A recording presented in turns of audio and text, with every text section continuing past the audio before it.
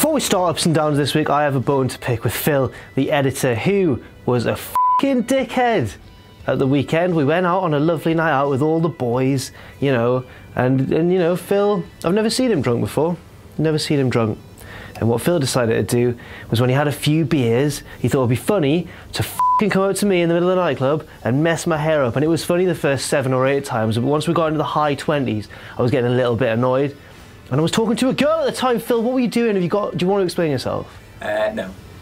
Please do. I don't know why as well. I don't know why you did it. It seemed like a great idea at the time. These are all the ups and downs from SmackDown Live this week. Just so mean. It's like you don't seem to know or seem to care what your heart is for. You're such a bad person. You're so heartless.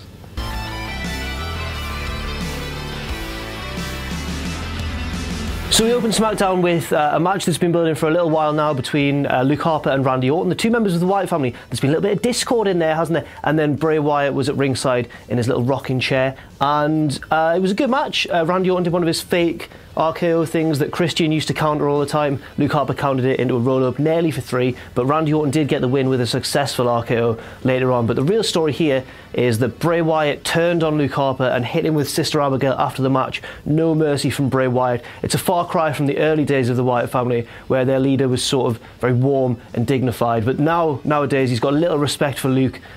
He seemed to be helping him up at first, drilled him with Sister Abigail, and Bray and Randy are now, it looks like, a duo, I guess. This could lead to a face turn for Luke Harper, and I'd be very excited about that indeed. This segment gets an up. Next, we had an in-ring promo from Mickie James. I've been looking forward to this for a long time. Mickie James is one of my favourite women's wrestlers of all time, and now she's back in the ring with a mic in her hand on the main roster. And she hasn't lost a step on the microphone. She cut a great heel promo. All of her motives were justified. She's annoyed that the Revolution has claimed itself as the big new, well, revolution, I guess, of women's wrestling. And she said, look, I did it years before you guys did. And she defended Alexa, because Alexa Bliss is the only one who, well, she said she's the only one who remembered all of her title reigns and remembered everything about her. And to me, and I don't know if everyone picked up on this, but to me it seemed quite obvious that this was like a little hint that Alexa could become a little bit psycho and a little bit obsessed with Mickie James, just as Mickie became obsessed with Trish all those years ago, about a decade ago now actually. That would be a fantastic storyline, especially if Trish then got involved as well. But I'm fantasy booking now. But basically, Mickie James is still great on the mic, and as we saw against Asuka, she can still go in the ring, and she's a perfect addition to the SmackDown women's roster. It's 2-0 to the ups. And then Becky Lynch came along and beat her up. But then Alexa jumped out from the crowd and beat up Becky. The heels won in the end. This was one of the worst segments I think I've ever seen on SmackDown, certainly since I've started covering it on Ups and Downs. This was utterly appalling. And you know what? Similarities have been pointed out between myself and James Ellsworth. We're both jobbers and all that, except I've never, ever, you know, undergone wrestling training. He's far better than me in that respect, obviously. But, and I don't think I'm the best actor, but James, your acting is, oh mate, he was rushing every line. Carmella was trying to sort of drag him through the segment, and he was wearing funny outfits and looking stupid and everything, but whenever he came to speak a line of dialogue, he'd rush it or flub it. And this wasn't a live segment in the ring, this was a pre-taped segment. They had many goes to get this right, and this was the best they could do. James, I thought, I was on the Ellsworth hype train at the very start. I was like, you could have been the man that I adored, but now he's not the man that I adored at all. He's pretty shit, really. It gets it down. Now we had another segment featuring a load of, I guess you call jobers, lesser used members of the SmackDown roster. You had the Fashion Police in there. I still love Fandango and Tyler Breeze. You had the Ascension. I still don't love them. You had Heath Slater and Rhino. I do love them very much. And you had, you know, Mojo Rawley. All these guys fighting for a spot in the Royal Rumble in an over-the-top battle royal.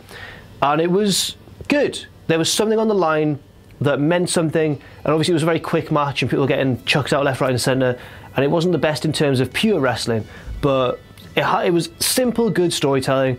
It had something on the line that everyone valued, a Royal Rumble spot. It had the heels teaming up to, you know, isolate the babyface later on. And then Mojo Rawley eliminated both members of the Fashion Police by using bravery and heart and trickery and cunning. There's just so many things. And Mojo Rawley, I think, deserves to be in the Royal Rumble. That's a controversial one. I know he's not got a lot of fans, but he was good here. This is probably the best I've ever seen Mojo Rawley in terms of getting the crowd behind him. So this gets it up. I don't know how long he's going to last in the Rumble.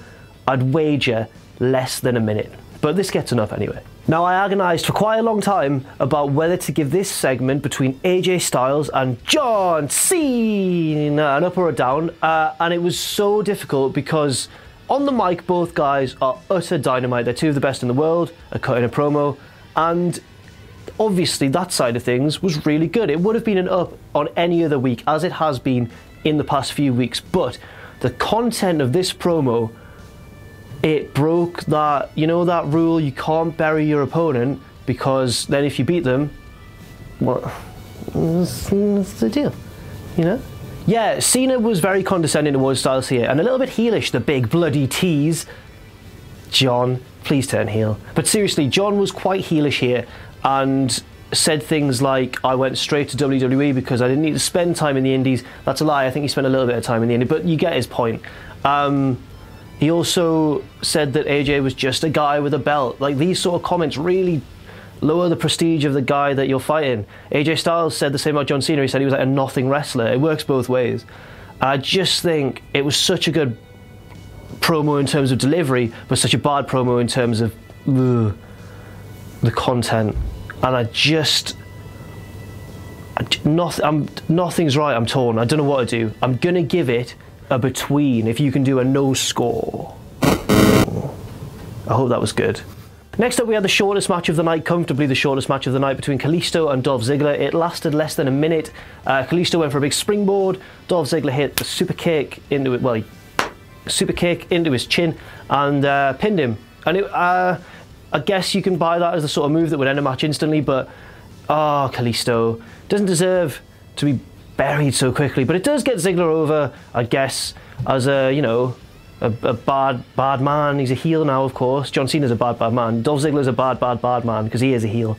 And then while Kalisto was lying there, Apollo Crews ran out to save him from an assault with a chair, but he was a little late. Kalisto was already lying there, bound and broken on the floor, so I don't know like what he was trying to achieve. But anyway, Ziggler sort of ran away, looks like the big mean new heel on the scene, and Apollo and Kalisto could be an adorable kind of buddy cop duo.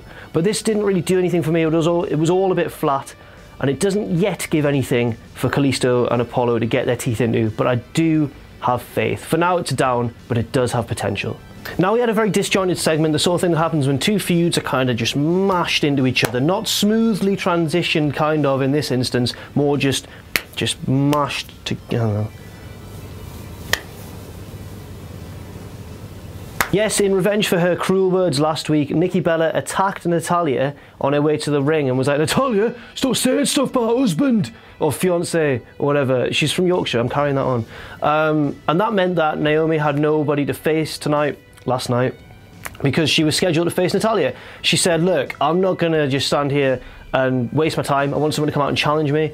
And then Alexa Bliss came out, feigned going in there for the match, and then said, no, I'm not having any of that at all. And to me, it was okay. Alexa looked like a bit more of a heel, and she keeps looking strong as the women's champion. But at the same time, none of these feuds are being treated as seriously as the other ones on the roster.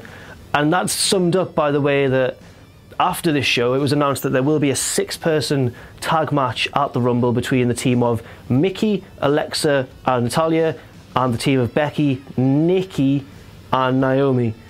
Yes, and that's going to be on the pre-show, isn't it? That's pre-show material. It's like the inspiration has run dry. It gets it down. And finally, we had the main event, a lumberjack match between Dean Ambrose and The Miz for the Intercontinental Championship, and it was good. There was nothing groundbreaking here. It was a very sort of SmackDown main event type match, you know, but it worked. The Miz and Dean know each other inside out by this point, and the lumberjacks got involved, Baron Corbin especially, building on a potential feud between him and Dean Ambrose. There was a big old brawl, everyone went yay, and then, you know, Dean won. And as he went to hit Dirty Deeds, the crowd all went, Dirty Deeds, like a Digimon. They called out the move for him before he did it. There was a lot of kids in the crowd this time. And a Jack the Jobber sign. Yes. Fuck you, Ross, with your 12 signs a show. I've got one. And it means a lot more, yeah? Anyway, that gets an up, and it rounds off ups and downs. As you can see, the ups have just edged it 4-3. It wasn't the most convincing show by SmackDown. In fact, I'd be tempted to say that Raw may be a little bit better this week, but I guess SmackDown is still starting the year off a lot stronger. The Royal Rumble looks like it's going to be a good show, and there's nothing else more to say. Thanks for watching. I've been Jack from WhatCulture.com. You can follow me on Twitter at Jack_the_jobber. Don't follow Phil. As I said in the intro, he pulled my hair on a night out, or didn't pull it, he messed it up. I don't know what he was thinking. Don't follow him, but we will see you soon.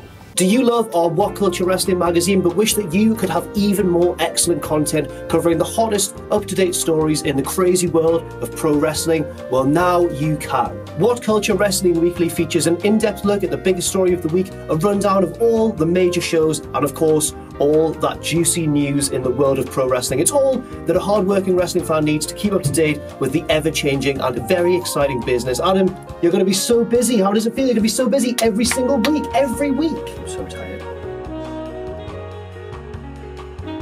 Head over to shop.whatculture.com for all the details and pre-order the next edition soon. Well, now, not soon, now.